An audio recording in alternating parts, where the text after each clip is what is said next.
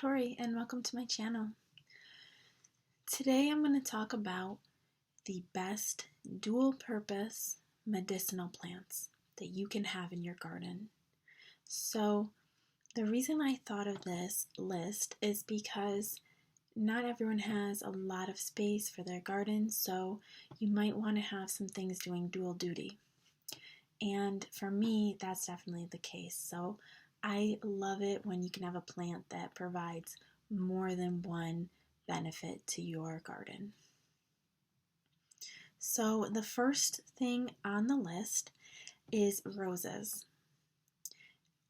What I like about roses are that they actually have so many different uses. You can cut them and put them in bouquets, so they're a great cut flower, depending on the variety anyways. They're edible. Rose petals are edible. You can dry the rose petals and make tea or make different infusions for the skin, for baking even. And then you have the rose hips as well, which is the fruit of the rose flower. Now you're only going to get those if you don't cut the roses off. Then eventually a fruit will form. But rose hips, if you've ever heard of rose hip oil, rose hip seed oil for the skin, it contains a ton of vitamin C and other antioxidants. It's very, very potent in antioxidants, so it makes a great tea as well. And according to herbal medicine, it should be used for any kind of menstrual issues. You can use it to kind of like help soothe any cramping or anything like that. So that has a lot of purposes that you can use that for.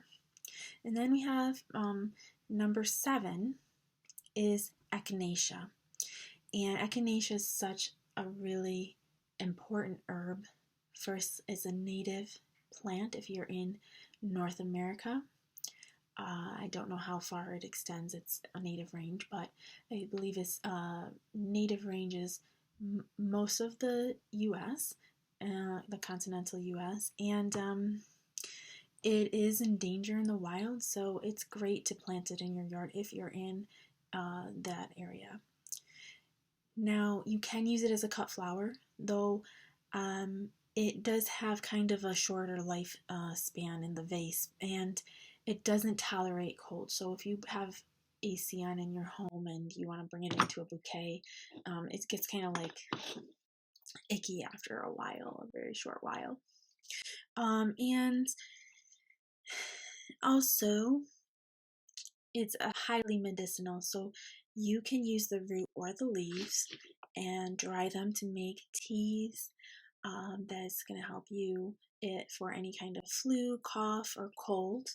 And there's actually some scientific research behind that, but that's whole nother video. So if you did have something to grow this. Also, it's a great pollinator friendly plant. Bees absolutely love this plant.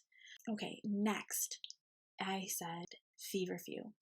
Now this is another one. You need to make sure you get the right variety. There's so many varieties of feverfew. Now what I like about this plant is not only is it a perennial, so far everything's a perennial.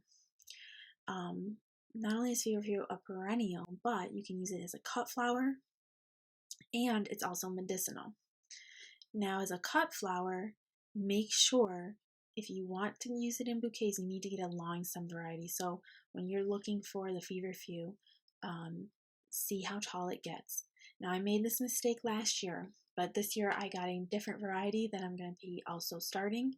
But the variety I chose, it only grew this tall. It was beautiful, gorgeous, attracted a ton of pollinators, and of course I harvested some for tea, but I could not use that in any bouquets unless it was for a fairy bouquet. So feverfew is medicinal as well, and it's been used for headaches, rheumatoid arthritis, and cramps, menstrual cramps. So I haven't tried it as a medicinal herb, but I will try. I'll let you know.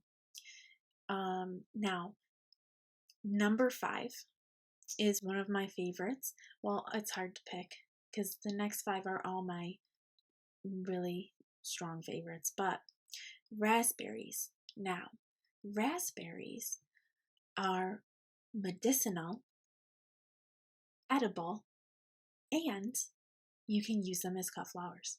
So, how? Okay, well, you can cut the leaf stems as cut flower filler, and it's really beautiful. And if you haven't seen that before, Floret Farms, she uses them in a lot of her bouquets. You see that in one of her books. I have the cut flower garden, and she shows some examples in there. Secondly, the tea you make from the leaves is great for when you have cramping from your period. If you are pregnant, only in late pregnancy though, because it's not considered safe to take early pregnancy, but say you're 8 months along, it is supposed to help you get ready for the birth. I personally drank raspberry tea leaves with my last 3 pregnancies and in the 8th month, 8th and last final weeks. And I definitely think that in my experience, it helped a lot. And then obviously you can eat the berries, which are so healthy for you and delicious. And if you don't like the berries, you can always dry them. You can make them into a powder that you can add as like a supplement into smoothies, or you can make candy out of it. There's so many things you can do with these berries. Honestly, I can't get enough raspberries in my garden. You do have to be careful though, because when you plant these, you want to make sure you have proper support because they're growing very tall. And you also want to make sure that you have them in an area where they will spread. So of course it's easy to dig up any of the shoots if you don't want them, but they will spread easily. So keep that in mind. Okay, number 4, also so excited about this one. It's calendula. Calendula is one of my absolute favorite plants because it's just so useful. You can eat it in salad. I love to sprinkle a little on top. It looks so cute with all the different greens and vegetables. You can drink it as a tea. You can use it to make tinctures, and in that way, it is good for your digestion and cramping. But also, you can make infused oils or infusions that you use to make creams, and it is so good for your skin. You can make different salves for dry skin, cuts. It's just got so many anti-inflammatory and antimicrobial properties, and firsthand I can tell you I just love to use this in just products to make put on your skin. So it's great. You can also use it as a cut flower, though it wouldn't be my first choice of what to go to, but there's times I put that in bouquets. It looks cute. It just doesn't last very long. It's not really worth it for me to have other things that I can use instead. But that brings me into number 3, which is good for bouquets and medicinal, and that is yarrow. Yarrow is also one of my absolute must-haves for my garden, and that is just because it's such an amazingly incredible medicinal herb. I mean, it does everything. It's a total workhorse. You can use it for bleeding. So if you have a cut and you're bleeding, take some of the leaves, crush them up, put it onto the cut, and you'll see it will stop the bleeding right away. You can use it dried. You can use it to make teas for colds, anything for if you're having like an upset stomach. Also, you can infuse it into oil and use it to make a healing salve, which I do I do that as well, and I think it really works well. So, after you've made it into a salve, you can just apply it onto little cuts or a rash or anything like that, like minor wounds. Also, some people really like to use it for even just like dry skin. But of course, do make sure that as with any of these, that you consult with a doctor, especially if you have any conditions. Do your own research into these herbs to make sure that they would be safe for you and that you would feel comfortable using these in any way. Okay, so that's number 3. Now, number 2, another one of my favorites, and probably most people have heard of this, and this is mint. Now, I know this is like a super common herb, but it is just so powerful in so many ways. First of all, it is my absolute favorite flower filler. The only one that can compete with it is my number 1, which I'll share after this. It just makes the bouquet smell so amazing. That mint with the floral smell, it just is amazing. And everyone who has had one of my bouquets that has a lot of mint, they've said the same thing. Wow, it smells amazing. My favorite mint is apple mint, and I have a huge wild patch growing near my home, so I don't have a lot planted in my garden, but I do have other mints in my garden that I don't find in the wild. But if I didn't have that wild patch, I would be planting apple mint in my garden. But it is a very aggressive grower.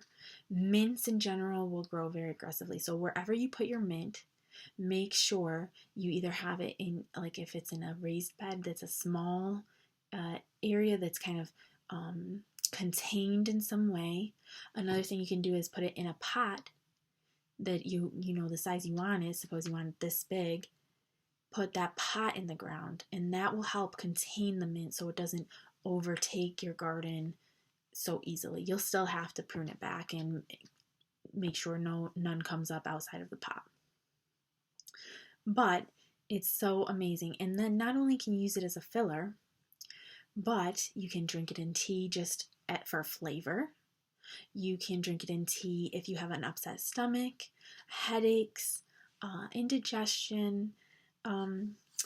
There's probably other uses as well for the tea, but you can also use it in food, culinary wise. So we use mint in certain sauces and certain dishes.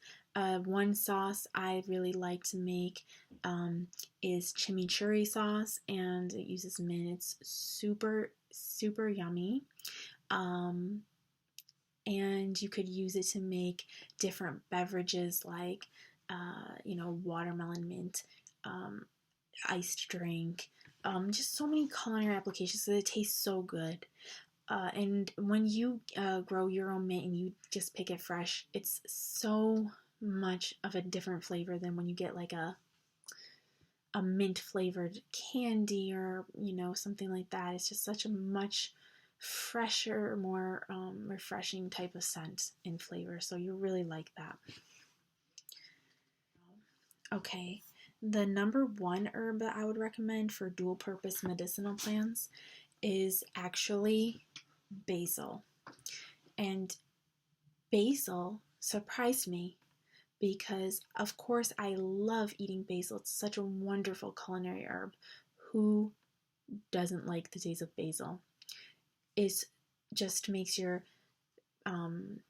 pasta sauce shine, your pizza, anything, just seeing that beautiful fresh green herb right on top of like a margarita style pizza. Oh my gosh. But what you probably didn't know is that it also has medicinal properties. Medicinal wise, you can drink the tea for stress, to kind of like as an energizing and uplifting sort of feeling. You can take it as you can use it to help combat depression. You can use it for colds and coughs, And also, interestingly, you can actually also put it in like a bath. So, supposing you wanted to have a relaxing bath, you can add some of the essential oil or the leaves and kind of get that aroma to, it's like an aromatherapy. Now, as a precaution though, make sure, again, with any of these that you're using, if you're using it in a medicinal way, you want to make sure you're doing your own research to check for your specific situation, because everything you do, you need to make sure that there's no warnings for your situation. So, for example, basil oil is not considered recommended during pregnancy. So don't use any essential oil of basil when you're pregnant. But obviously, we all eat it when we're pregnant unless you have an allergy. So you have to make sure you look into these little things. So just as a general word, please make sure that you're not taking what I say and just running with it. Make sure you're also investigating any of these that you decide to use medicinally. Now, talking about basil as a cut flower, it is probably tied, but definitely it could potentially be even surpassing the mint as my number one favorite filler. Now, my favorite varieties for that purpose would be either cinnamon basil, or I also had the purple basil as well. And I really preferred the cinnamon basil though, just in terms of it, the height. It grew a lot taller and more long stems for the bouquets, and also the fragrance was just so beautiful and so aromatic. Absolutely gorgeous scent, gorgeous flowers. It was like, I'll put a picture up here so you can see what it was like, but it's like a greenish that turns to kind of a dark purple, very gorgeous coloring.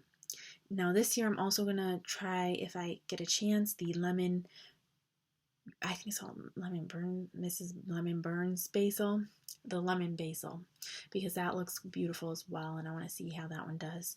But I absolutely would never grow a cut flower garden without cinnamon basil again. And you can use it just the same as you use regular basil, which is the great part about it. Though I personally grow Italian style basil for culinary purposes, but sometimes you can mix in the different leaves. It looks really cute. So those are my top 8 dual purpose medicinal plants. Now there is a few that I wanted to say give like an honorable mention to, because they're pretty good as well. They have dual purpose, but maybe I wouldn't say they're a must-have or the best. So in those were peonies, which can be used medicinally as well as for beautiful cut flowers.